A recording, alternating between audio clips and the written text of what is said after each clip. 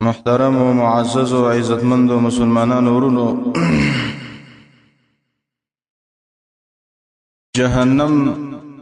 الله رب العالمین د سرکش انسانانو د لپاره تیار کړی دی او د ګناګارانو خلکو د لپاره الله رب العالمین جهنم تیار کړی دی چې ګناګاران خلک به جهنم ته ځي. نو د جهنم ډیر سخت اور دی او ګرم اور دی. زمنګ نبی ډیر مشفق نبی دی او زمنګ رب ډیر مهربان رب دی. زمنګ رب منګ ته ویلي دی ګوره چې دا کارونه مکوي په دې باندې جهنم ته ځي او دا کارونه وکي په دې باندې جنت ته ځي. او زمنګ رسول هم ډیر مشفق رسول دی. منګ ته ور هغه اسباب خودلې دي چې پاغي باندې منګه د جهنم مستحق ګرځو، هغه اسباب هم خودلې دي چې پاغي باندې منګ جنت ته داخليږو. نننۍ خطبه کې به منګه دوه داسې کارونه ذکر کو چې پاغي باندې انسان جهنم ته داخليږي او د جهنم مستحق به انسان جوړيږي. یو د هغه اسبابونه هغه ته ویل کېږي ترک الصلاه، د منځ پرې خدل. منځ پرې خدل د دسي ګناه ده چې په دې باندې انسان د جهنم مستحق جوړيږي. منځ پرې خدل دا دوه قسم دي. یو قسم دا دی یو سړی د خپل من نه کوي بیل مازي، دا خو غټه ګناه ده، خو لیکن په بل طرف باندې د یو چا په کور کې د یو کس زمون نه کوي، لوري مون نه کوي، خزه مون نه کوي، نور بچي مون نه کوي، په دې باندې د کور دغه مشر په الله رب العالمین رانی سي چې تا ولې د خلکو ته د منځ حکم نه کو. نبی صلی الله علیه وسلم ویلي دی چې الا کلکم راع، خبردار ار یو پتاسو کې شپونکې ده مشر ده او د ار یو نه بد خپل رعیت ته پوسیږي د قیامت پر ورځ باندې. نو د ار د کور مشر والا نه با د دې ته پوسم کیږي چې آیا استاد د کور افرادو د دې کور د رعیت منځګلې دی او کني دی کله په دې باندې د کور مشر مسؤل دی. د وجنه د علماء متفقه فیصله په دی باندې ده چې تارک الصلاه د منځ پر خدون کې دا سړی کافر دی. حدیث کې راغلی دی د کافر او د مسلمان په منځ کې فرق هغه منځ دی. که یو سړی منځ کوي نو دا سړی مسلمان دی، مؤمن دی. که چا منځ نه کوي نو دا سړی کافر او مشرک دی. بل حدیث کې راغلی دی مسند احمد کې حدیث دی. نبی صلی الله علیه وسلم فرمای العهد الذي بيننا وبينهم، هغه عهد او لوز فرق زمنګ او د کافرو په منځ کې هغه الصلاه منځ دی. فمن ترکها فقد کفر، چا چې منځ پرې خدای دې سړی کفر وکړ دا کافر شو. عمر رضی الله عنه ویل لا حظ فی الاسلام، په اسلام کې د هغه چا برخه نشته ده لمن ترک الصلاه، څوک چې منځ پرې دی. نو څوک چې منځ پرې دی عمر رضی الله عنه وایي چې د مسلمانانو کومه برخه په غنیمت کې چې کومه برخه د مسلمانانو رسی هغه به د تارک الصلاه د پاره نه. نو مون چې څوک پرې دی هغه به د مسلمانانو په جماعت کې نه حسابيږي او د مسلمانانو برخه به هغه ته نه ورکول کېږي. د وجه شقیق ابن عبد الله رحمه الله دا یو ناشنا تابعی دی ویلي وای چې کان اصحاب رسول الله صلی الله علیه وسلم لا يرون من الاعمال شيئا تركه كفر الا الصلاه. وای ما د نبی صلی الله علیه وسلم ملګری لیدلی او د نبی صلی الله علیه وسلم ملګری وو چې د هیڅ یو عمل پر خدل به کفر نه ګڼو مگر د منځ پر خدل به کفر ګڼو. چې څوک منځ پرې دی دا سړی کافر دی. دا عبد الله ابن عباس رضی الله عنهما قول له دا قول امام مروزی رحمه الله په تعظیم قدر الصلاه کې ذکر کړی دی چې عبد الله ابن عباس رضی الله عنهما وی من ترک الصلاه فقد کفر، چا چې منځ پرې خدای په تحقیق سره دی سړی کفر وکړ دا سړی کافر شو. د جابر ابن عبد الله رضی الله عنهما قول له دا قول امام ابن عبد البر رحمه الله په التمهید کې ذکر کړی دی چې من لم يصلي فهو کافر، څوک چې مونږ نه کوي دا سړی کافر دی. د ډیر اقوال د علماو چې د علماو اقوال په دې باندې دي چې څوک مونږ نه کوي دا سړی کافر دی. سورۃ المدثر کې الله رب العالمین دغه عنوان ذکر کړی دی. کله چې دا کافران دا ګناګاران خلک جهنم ته لاړ شي نو دا جنتین به دي د پوسو کې چې ما سلککم فی سقر، اے جهنمینو چې تاسو اوس به جهنم کې پراتی وای دي سقر لچ شرا واستلای ولی اوس به جهنم کې پراتی وای. نو قالوا لم نكن من المصلين، دی به وای چې موږ د سقر لذکر الو دی جهنم لا چې موږ په دنیا کې مون نه کوو نو جهنم له تک په سمانی کیږي د جهنم سبب دا دی چې انسان په د جهنم اور ته داخليږي او د جهنم په اور کې سوځي هغه د منځ پرې خدل دي د منځ پرې خدل دوه قسم دي یو یې د سي پرې خدل دي چې یو سړی پسې ټوکی کوي مسخري پسې کوي او نی کوي په تور مثال په یو جمعات کې اذان شروع شي او یو بيدین او ناول سړی وای چې را داد دي مولانو نه بل کار روښ شوی دی او دا اذانونه دي او منځونه دي او دا رمباړي خيږي چا چې دا خبره وکړه په تحقیق سره دا انسان د ایمان نه کنګال شو او دا سړی کافر شو دویم د منځ پرې خدل دا تکاسل د وجه نه دی د سستۍ د وجه نه یو سړی د کله او کله نه دی کله جمیل راځي کله ناراضي کله په یو وخت کله په بل وخت نو د سه تاریخ د منځ دا سړی غټ ګناګار دی او د ګناګارانو نه غټ ګناګار دی چې دا منځ کې سستی کوي کله د خپل وخت نروسته کوي کله په جمع نه کوي نو د سه انسان دا غټ ګناګار دی شریعت مونږ ته ویلي دي چې مونږ به په هیڅ وخت کې نه قضا کې کشیر ته په ولاړ نه شي کولای پناسته وکا ک پناسته نشي کولای پملاسته وکا ک پملاسته نشي کولای په اشاره وکا خو لیکن هیڅ وخت کې به مونږ نه پرې دي اسنه چې ملمانه دی راغلي دی یاره نن به خیر دی دا مونږ روسته کو مونږ به نه کو غم دی او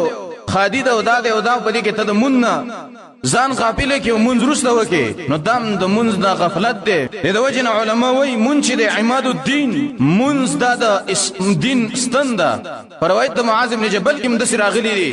چې مونږ چې د اسلام او د دین ستند کچیر تستا مونږ ستا د اسلام ستن ولاړه دا کچیر تستا مونږ نو ستا د اسلام ستن نشته دی ستا اسلام به لاندې دی او خطه دی نو منځ عماد الدین د دین ستنه ده منځ دا کفاره د ګناونو ده منځ چې نو تا چې کوم ګناونه کړی دي هغه ګناونه د الله رب العالمین رجید منځ په وجبان دي منځ کفاره د ګناونو ده او منځ سبب مرافقه الرسول صلی الله علیه وسلم منځ چې کو الله رب العالمین بده په جنت کې د نبی صلی الله علیه وسلم سره یو ځای کې په دې شرط باندې چې صحیح منځ کې د وجه نبی صلی الله علیه وسلم ویلي وجعل قرة عيني في الصلاه نبی صلی الله علیه وسلم وی زما یخواله د سترګو هغه په منځ کې دی رسول الله فرمایي چې په ډیر خوشاله کې موزما سترګې چې په یخيږي هغه منځ دی چې کله منځ کوم یو سفر کې نبی صلی الله علیه وسلم تلو سفر چې وکونی یوزي ته ورسېدل نبی صلی الله علیه وسلم بلال رضی الله عنه ته ویل چې یا بلال ارحنا بالصلاه بلال مونږ په دې مونږ باندې دمکا مونږ ستړیو په دې مونږم دمکا چې مونږه دمشو بلال رضی الله عنه ویل چې رسول الله څنګه دمکا ما نبی صلی الله علیه وسلم ورته ویل چې یا بلال اذن بالصلاه مونږ د اذان وکا چې اوس دلته مونږ مونږ کو ځان په دې مونږ باندې دمکو د وجنه قران کریم کې الله وایي چې ان الصلاه تنهى عن الفحشاء والمنكر منکر کو منس سړی د بحیاي او د منکر نه منع کوي کچا منس کو او په بل طرف دروغ ویل یا چا منس کو سودی کو چا منس کو او زنا او بدکاری کولا نو دا دی پوهې شي په دې باندې چې دا منځ مامون نه دی ځکه قران کې الله وایي چې ان الصلاه تنهى عن الفحشاء والمنكر من سړی د بے حیايي او د بدکار نه منع کوي نو چې ته منځم کې او بدکارم نه کېده پوهې شي په دې باندې چې ستاسو منځ صحیح مون نه دی په کار د چې منځ صحیح کې ځکه منځ څوک کوي د نور ګناونو خپل الله رب العالمین دا سړی منع کوي چې کله انسان منځ صحیح وکي او چې منځ صحیح نه نو د انسان په نور ګناونو کې واقع کیږي سورة مریم کې الله وایي فخلف من بعدهم خلف اضاعوا الصلاه الله وایي رست خلق را چې دیو د منځایک او د خوایشاتو تابعداري وکړه فسوف يلقون غیا الله وایي زر دې چې دغه خلق بزد غی کاندې توارتم غی کاندې ته بڅوک زی هغه خلق بزی چې مون نه کوي او خوایشات کوي الله وایي اضاعوا الصلاه منځ زایک منځ سیونک دسه خلق بالله وي د غي کند سره مخامخ شي د وجنه عروه ابن زبير رضی الله عنه بارک راغلی دي چې دا عائشه رضی الله عنها خوره ده د یو ځل تل عراق لا او په عراق کې د مجاهدینو یو اس د دخ په واله او د بخیله ما تکلله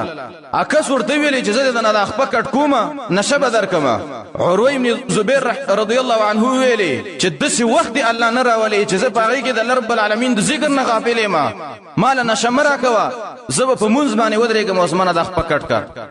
زګه چې کله په منځ کې ما زه په دردونو تکلیفونو باندې پويګم منځ باندې ودرې د خپته کټلله چې کله به دراته مدینه منوره ته په اوخ باندې سور دی او د اوخ نه د بچي ولید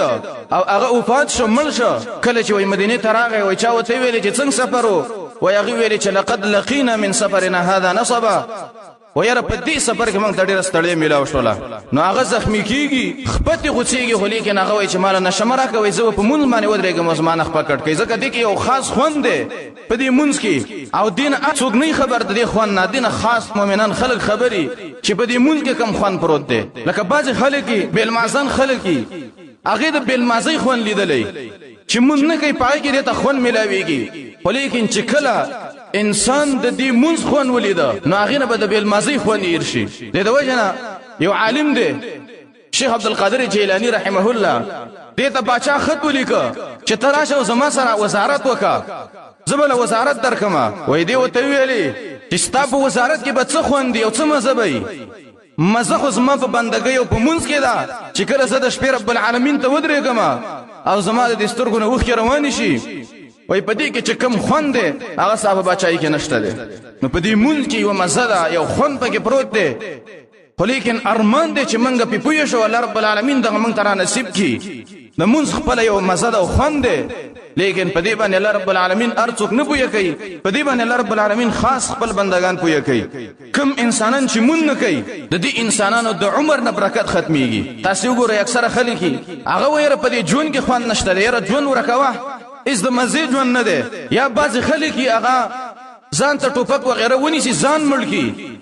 یا ځان سین ته ورته ځان په غاړي باندې وای دا وجه څه چې دا سړی مونږ نه کوي او د دې د ژوند هغه خوان برکت ختم شي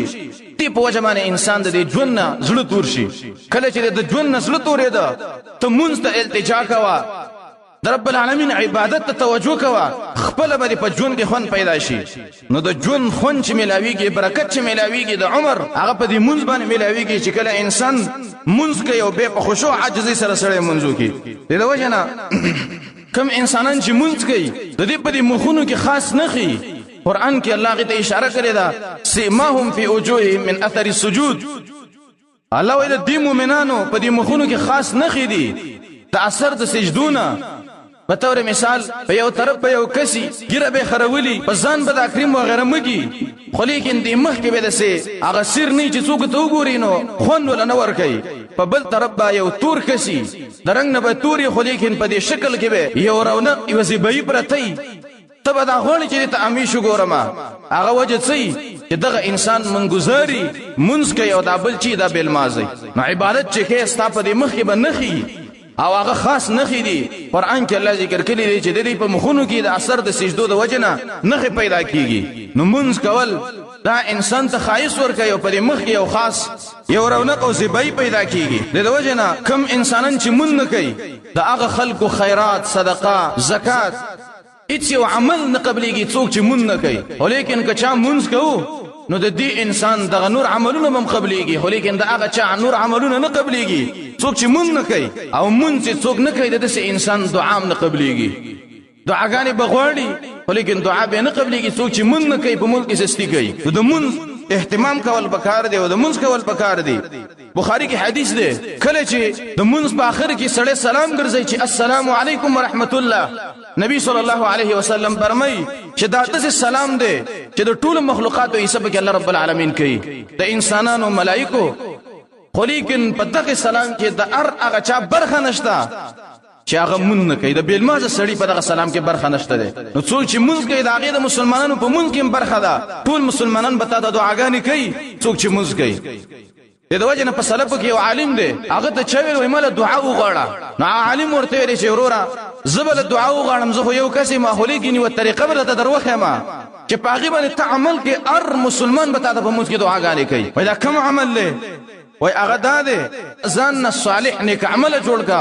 تا ته په مونږ کې ارسله دعاګانې کوي دغه دعا به کوي چې السلام علینا وعلى عباد الله الصالحین سلام دی په مونږ باندې او د الله په نیکانو بندگانو چې تا ځان نیک نو ار مسلمان به تاسو په مونږ کې دعاګانې کوي خو لیکن چې تبد عمل وی بیل مازوي مونږ نه کو نو ستاد یو مسلمان په مونږ کې برخه نشته او تاسو د یو دعا نه درشي او به څوک چې مونږ نه کوي بیل مازه سړی نو داغینه چې کله روح اوزي نو تخرج روحه بغیر الايمان د بیل مازه سړی روح چې اوزي کله نو دا به ایمان زیږي دنیا له څوک چې مونږ کې سستی کوي مونږ نه کوي هغه سړی به ایمان زی او دیم يموت ذلیلا کم سړی چې مون نه کوي دا به ذلیل مري دا به د ذلت په حالات کې مري عزتمن به نه مري او دا ملائکه ولراش یضربون وجوههم وادبارهم ملائکه ول دا مخونه شاګانې وي او ته چې بیل مازه تاولې دا مون نه کو کم انسانان چې مون نه کوي او يموت جائعه بیل مازه سړی چې کله مري دا به وږي مري په داسې حالت کې به ول مرګ راځي چې دا به وږي او يموت عطشانه بیل مازه سړی چې مري دا به تږي دسه به تږي چې د ټولو دریابونو وبو وسکي د دې د تند په نه ماتيږي بیل مازه سړی چې کله مري زلقدن کې به دا انسان تږي نو هغه انسان چې مرګ راځي چې بیل مازه دسه انسان به په وخت زلقدن کې تږي يموت عطشانه او يضيق عليه القبر بالمال سړي به د قبر را تنګيږي چې کله قبر کې خدلې شي په دې قبر کې به رب العالمین عذاب مسلط کی ويتقلب على الجمر بالمال سړي به په دې قبر کې پس کروټه باندې اوړي راوړي او دې قبر کې به عذاب د قیامت د ورځې پورې او کله چې د قیامت پر ورځ بالمال سړي راوستل شي الله رب العالمین به ملائکه ته وایي چې دې انسان د لاسونو خپې وتړي او يسحبوا به الى نار جهنم ته راکش کوي جهنم ته واړوي ورورته وایي څوک چې مون نه کوي بالمال سړي به د انجام به او کله چې الله رب العالمین مخ ته ورځي ينظر الله اليه بعين الغضب بالمال سړي ته الله رب العالمین د غضب په نظر باندې ګوري په نظر د رحمت ته نه ګوري او يحاسب حسابا شديدا بالمال سړي سبا سخت حساب کیږي او ويؤمر به الى النار او امر به وشي چې دا بالمال سړي جهنم ته بوزي کم انسان چې مون نه کوي نو د دې انسان به د عاقبت په جهنم کې او به د جهنم په ور کې سوځي نو د مون اهتمام کول منځ د مسلمانانو او د کافرانو په منځ کې فرق دی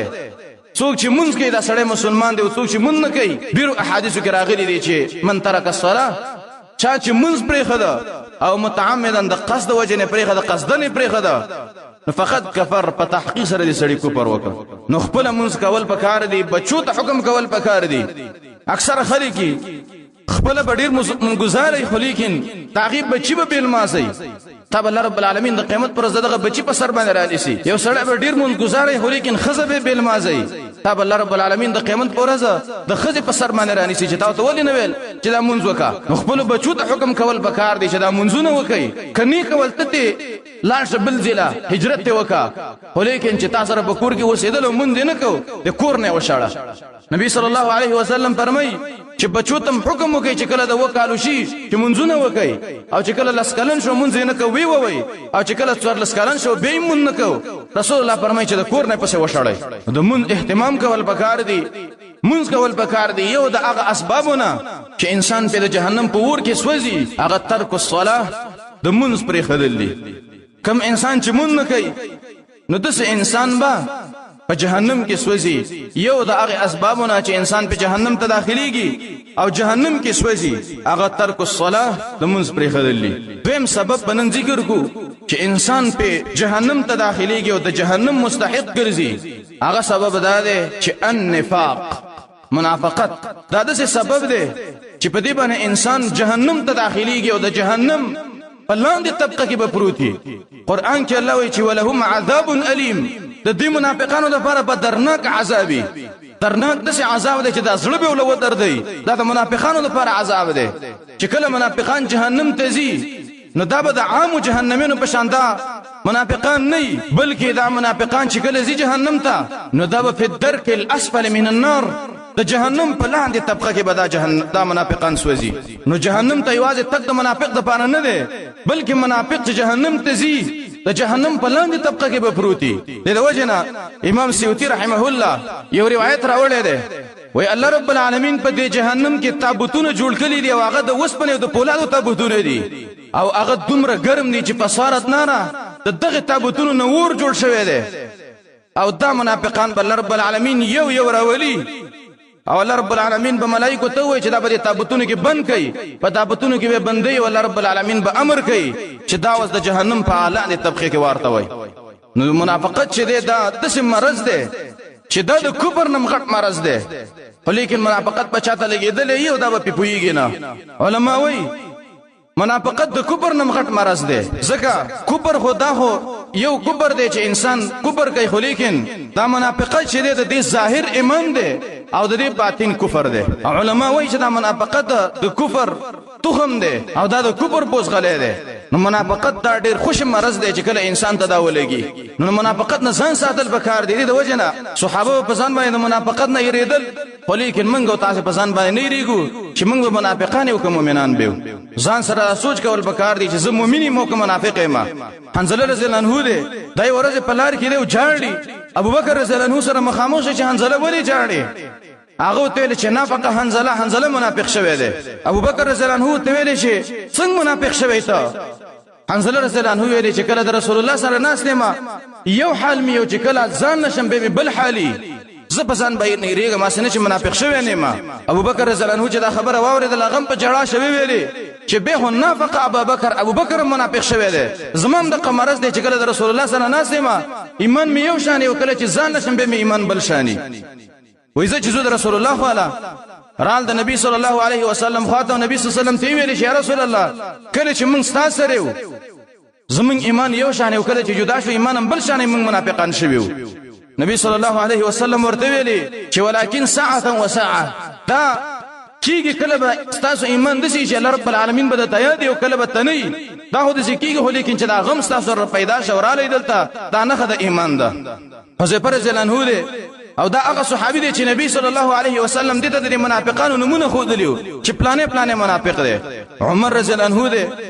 دا راغه حذیفه رضی الله عنه د گریوان نونی ورته ویلي چې حذیفه الله په ځان ته قسم در کوم او بالله علی هل سمانی لك رسول الله حذیفه الله په ځان ته قسم در کوم او د الله له حزوکا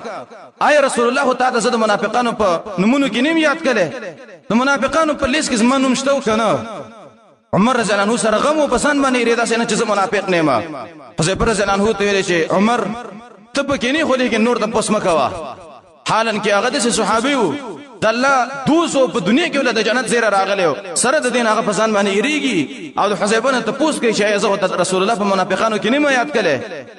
نن منګو تاسو د 14مې صدۍ مسلمانان سره صدا سوچ نشته چې منګه منافقان یو کنه مؤمنان یو نو د ځان سره دا غم کول پکار دي دا سوچ کول پکار دي ځان سره حساب کول پکار دي چې ایا ما کې منافق نه خېډيري دي او کله مؤمن که منافق وي نو انسان با ملائک نسی او د جهنم ته بخته ورغورځي منافق انسان به جهنم ته ځي په قران کریم کې الله رب العالمین د دې منافقانو د تذکره بار کوي دا وجه څه ده مفسرین داغي وجه ذکر کوي چې د منافقانو تذکره الله رب العالمین په قران کې ولي کوي یو دا چې د دې منافقانو zarar اسلام لډیر زیات دی کافر چې څومره zarar کوي د دې zarar به خو لیکن د منافق چې کوم zarar دی دا اسلام لډیر زیات دی دویم لالا يغتر المؤمنون الله رب العالمین د منافقانو تذکره زکه کوي د لپاره چې د عام مؤمنان په منافقانو باندې دوکه نشي او دریم الله رب العالمین د منافقانو تذکره کوي په قران کې د لپاره اصلاح المنافقین چې د منافقانو اصلاح وشي او څلورم د منافقانو تذکره الله زکه کوي چې د دې منافقانو ډیر سخت عذاب دی سخت عذابونه دی په جهنم کې د لپاره په قران کې بار تذکره کوي دا چې د منافقان ته ځان وساتي او د دې صفات ذکر کړي دي په سورۃ البقره کې تقریبا په اول سر کې الله رب العالمین د منافقانو 15 صفات ذکر کړي دي دا بار تذکره چې الله رب العالمین په دې قران کې کوي پته لګي چې الله رب العالمین د منافقانو ته سخت غوسه ده او ویل دي چې د کافر نه منافق انسان په جهنم کې لاندې پروتي نو ځان سره حساب کول وکړ دي کم انسانان چې منافقانی دس انسانان الله رب العالمین جهنم تداخله او جهنم کې به همیشه قران کې الله وایي ان الله جامع المنافقين والكافرين في جهنم جميعا الله رب العالمین کافران او منافقان دوه جهنم تداخله او جهنم کې به همیشه پراته دویم منافقان خلق باندې الله رب العالمین لعنت کړي دي لعنت څه ته ویل کېږي البعد عن رحمت الله د الله د رحمت نه جدایي دي ته ویل کېږي لعنت منافق سره په الله رب العالمین په لعنت باندې اخته او دریم سورۃ التوبه کې الله ذکر کړی دي کم انسانان چې منافقانی د دې منافق انسان یو عمل نه قبليږي الله قران کې ویلي دي سورۃ التوبه کې چې منافقانو که صدقې کوي که په خوشحالي کوي او که په خفګانۍ کوي لا يتقبل منكم استاسنا هیڅ یو صدقه نه قبليږي هیڅ او عمل استاسنا نه قبليږي اپ منافق انسان بم جنازه نه کې نو هغه جنازه او شفاعت ته سفارش دی رب العالمین ته او سفارش د نیک انسان کول بکار دی د ګناګار او د منافق او د رزیل سره شفاعت الله رب العالمین ته نه دی کول بکار کله چې چاته پته چې دا سړی منافق دی داغه په جنازه کې برخه نه دی اغستل بکار منافقت د یو خوش بیماری ده د وجنه منافقت چې چا کې د انسان د رب العالمین نه یری قرآن کې الله وایي نسوا الله فنسيهم دی منافقانو الله رب العالمین يرکا الله رب العالمین د دوی نه د دې ځانونه يرکلا فنسيهم الله رب العالمین دوی يرکلا الله رب العالمین يرول څنګه چې الله رب العالمین انسان د دنیا په کار کې دسي ور ومنډي او دسي وردن کې چې به د دین کار ته وزګار نشي دا د الله رب العالمین يرول دي منافقانو الله رب العالمین يرکا الله رب العالمین دوی يرکلا چې د دین نه پاسول او د دنیا په کار کې ورو منډل د وجنا مؤمن نه چې کله ګناه وشي مؤمن به دسي خپي کل جبل يسقط عليه لك غرج په دبانې پروتي او د منافق نه چې کله ګناه وشي د دې دومره باک نه کذباب انطار چې په پوزه مچ ناسو پوزه له څنور کوي سمجته پاسه ده د منافق انسان سره دومره غم نه د ګناه چې کله ته ګناه وشي لکه چې په پوزه مچ ناسه وغه پاسه نور غم د سره نه د منافق نه خدا علما وای تبت څنګه ځان معلوم کې چې ته منافق او مؤمن او چې کله ته بازار ته لاړې او په بازار کې دا به حیايي ولیدل د زنانو او ته په بازار کې دا سقاوي وغيرها ولید چې په دې کې داګيري خريږي او د رب العالمین مخالفت کیږي او معصیت کیږي او ستاسو په ځل کې خفګان راغی چې دا څه شروع دي او په دې باندې خپه شو چې د رب العالمین مخالفت کیږي ځل کې خفګان راغی پوهې چې په دې باندې چې ته مؤمنی خو لیکن چې په بازار کې د رب العالمین مخالفت دي او په دې ځل کې د استغیر ناراضي د اصل نورانيږي نو فعلم په دې باندې پوهې چې پتا کې د منافقت صفت شته ده چې د رب العالمین په مخالفت باندې خپه کېدلې پوهې چې په دې باندې چې تا کې ایمان شته او که د رب العالمین په مخالفت باندې نه خپه کېدلې پوهې چې په دې باندې چې پتا کې ایمان نشته ده به دا خبره ایزده کوي منافقت په دوه قسمه ده یو ته نفاق اکبر وای غټ منافقت چې په دې باندې انسان د ملت اسلامي نه وځي او دیتا اعتقادي منافق مو عقیدوي منافقه چې دا عقیده د منافقي او اسلام او احادیث قران په دې باندې اثر نه کوي دا سړی د منافق دی چې د اسلام نه وته دی دویم ته ویل کېږي نفاق اصغر او دیتا عملی نفاق ویل کېږي یو سړی دی کله کله یو عمل منافقت وشي نور دا مؤمن دی د دې وجه حدیث کې راغلی روایت عبد الله ابن عمرو ابن العاص رضی الله عنهما دا وی چې نبی صلی الله علیه وسلم یو ورځ په مجلس کې ناس ویلي چې اربع من كن فيه كان منافقا خالصا څلور صفات دي څلور خصلتونه دي چې دا پچا کی دا خالص منافق دی نن به څلور صفات وګورو په ځان کې چې آیا دا من کې شته کنه کچیر دا من کې ګور من خالص منافقان یو دا نظم فتوا ده نه د بل مولا فتوا ده دا د امام الانبیاء د محمد رسول الله فتوا ده څلور صفات دي دا نن وګوره په ځان کې کدا په من کې نو به د ایمان دعوی نه دي کول پکار من خالص منافقان یو اذ من اخانا منافق نه خدا دا کله چې امانت کې خدلې شي په دې کې دا خیانت کوي نن به وګورو چې منګه په څومره امانتونو کې خیانت کوو چې د بل مسلمان مال وینو هغه ته د ځان مال وي چې دا خاصم کار دی وشو کله چې په امانت کې چا خیانت کوي دا منافق دی دویم نبی صلی الله علیه وسلم ویل چې دویم صفت د منافق دا ده اذا حدث كذب کله چې منافق خبرې کوي دروغ وای دا صفت بمزان کې وګورو چې من کله خبرې کوو څومره دروغ وای یا کله غب شپ لګو څومره دروغ پکې وای دروغ چې څوک وای دا د منافق نه خدا او دویم نبی صلی الله علیه وسلم ویل واذا خاصم فجر منافق سړي چې کله جنگي نو په جنگ کې دا کنځلې کوي دا د منافق نه خدا د وجنه جابر رضی الله عنه وی ورځ ما کنځله وکړه او ما رسول الله نو لیدل رسول الله ولاړو وی نبی صلی الله علیه وسلم راته ویل چې جابر لا تسبن احد الذين پس ګره چا دا کنځله ونه کې ځکه کنځل د سړي ایمان خرابوي جابر رضی الله عنه وی چې د دینه پس ما سپیو خنزیر تم کنځله نه دکلي دریم صفت د منافق دا چې کله جنگ کوي نو کنځل کوي څلورم صفت د منافق دا ده و اذا عاهد غدر کله چې د یو چا سره لوز وکي د چا سره واجب وکي به په کې دا خیانت کې اغله وزماتي دا د منافق صفات دي یو دا د امانت کې خیانت دویم خبرو کې دروغ دریم چې کله جنگي پاګه کنزل کول څلورم لوز ماتول دا څلور صفات چې کی دا خالص منافق دی رسول الله فرمایي چې کان منافقا خالصا دا خالص منافق دی به د ایمان دعوه نه کوي وکړه دا چې منګه د دې صفاتو نه ځان وساتو او رسول الله فرمایي چې په چا کې د دین یو خصلت موجود دی دا نور پکې نه نو په دې کې به د منافقت یو خصلت دی دا حدیث امام بخاری رحمه الله راوړی دی بل روایت راغلی ابو هريره رضی الله عنه رسول الله صلی الله علیه وسلم ته ویل یا رسول الله زبط څنګه منافق معلوم کوم چې دا منافق دی او مؤمن نبی صلی الله علیه وسلم ورته ویلي منافق نه غدا دی په امانت کې چې چا خیانت کوي دا منافق دی دویم چې کله خبرې کوي په خبرو کې دروغ ویل او دریم وعده خلافی کول دا درې صفات د منافق دي پکار د چې دا صفاتونه د دې نه موږ ځان وساتو ځکه شیطان دا خواري کوي چې انسان په دې صفاتو کې واقع کی دا دروغ به وي دا کنزل به وي وعده خلافي به وي امانت کې په خیانت وکي د دین ځان ساتل پکار دي دا غټ غټ ګناونه دي د منافقت نه خېری ده د وجنه امام اوزاعي رحمه الله دا وای ما د بلال ابن سعد نه اوریدلی دي چې هغه ماته ویلي چې لا تكن وليا لله في العلانيه وعدوه في السر وای د سمکهګه چې ښکارا د الله رب العالمین یو دوست د ځان نه جوړ کې چې رزخه په ضبط زمانه ما او په پټه کې د الله رب العالمین یو غټ دشمن د سمکهګه بلکې په ښکارا باندې د الله دوست ځان جوړ کا او په پټه باندې د الله رب العالمین دوست جوړ کا ځکه چې یو سړی په ښکارا باندې د الله دوست او په پټه کې د الله رب العالمین دشمنی د سړی منافقي حسن بصری رحمه الله ویلي چې لا تقوم الساعه قیامت تر هغه پورې نه راځي حتی يسود كل قوم منافقها تر دې پورې چې هر قوم مشر دا منافق شوی نه نن وګوره د هر قوم د هر کلی مشر او ملک دا منافق دی دا حسن بصری وی چې د قیامت نه خدا ده چې قیامت باندې راځي تر هغه پورې حتی يسود كل قوم منافقها تر دې پورې چې د هر قوم مشر سردار دا منافقي قیامت به ال راځي نن وګوره مشرانو ته هر یو منافق دی د وجنه قران کې رب العالمین د منافقانو په نوم باندې یو سورۃ را لګلې سورۃ المنافقون پای کې رب العالمین د منافقانو د صفات ذکر کړي دي کله چې تبوک غزا وشوله نو یو منافق دی عبد الله ابن ابي ابن سلول رئیس المنافقین دا د منافقانو مشر په مدینه کې رسول الله ته چې کله مخامخ ملاو شو یا رسول الله ته مونږ ته ګرانه او مونږ ستاسو مینوالي او د نرمه وینا به کوله ځکه د منافقانو د نرمه لهجه د عادتي پټ د من کې ډېر رواني زید ابن ارقم رضی الله عنه دا صحابي دی مسلم کې دا حدیث راغلی دی زید ابن ارقم وایي زه د منافقانو خواته مو دا خبره لما اوریدله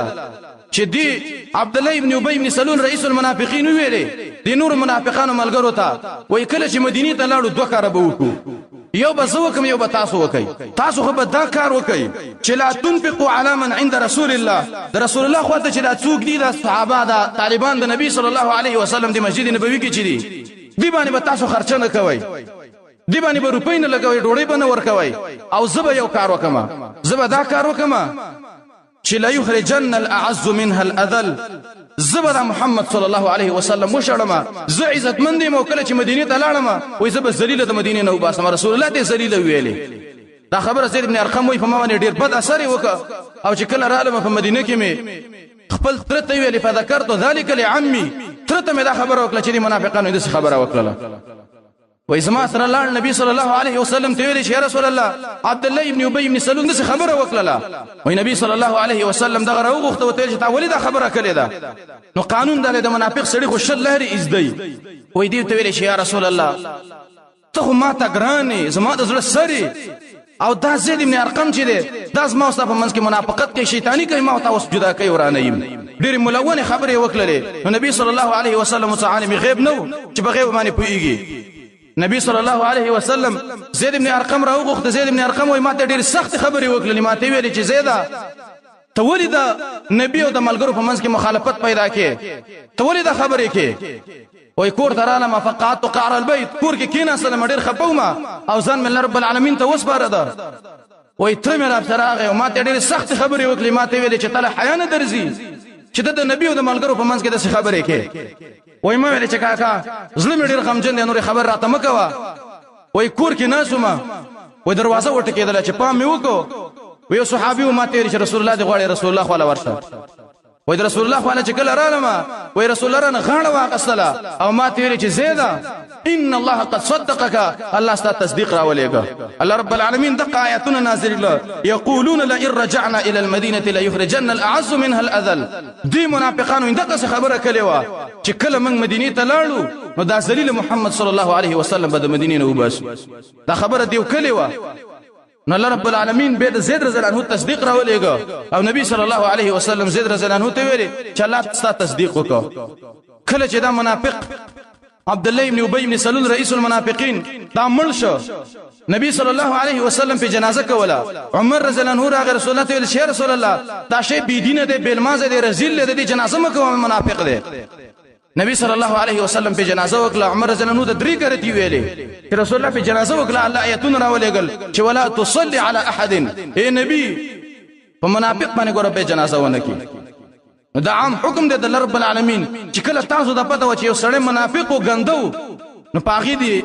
اعلى مؤمن او نیک انسان دی به جنازه نه کوي ځکه جنازه شفاعت دی رب العالمین ته او ګناګار انسان او د منافق انسان او د ګنده انسان شفاعت الله رب العالمین ته نه دی کول پکار الله ته منع کړی دا نو دو صفات دو اسباب نن موږ ذکر کړل چې پاغي باندې انسان جهنم ته داخليږي یو د منځ پرې خدل او دوی منافقت چې دی باندې انسان جهنم ته داخليږي الله رب العالمین دې دې نه موږ وساتي او الله رب العالمین دې پر خبرو د عمل کولو توفیق راکړي وصلی الله تعالی علی خیر خلقه محمد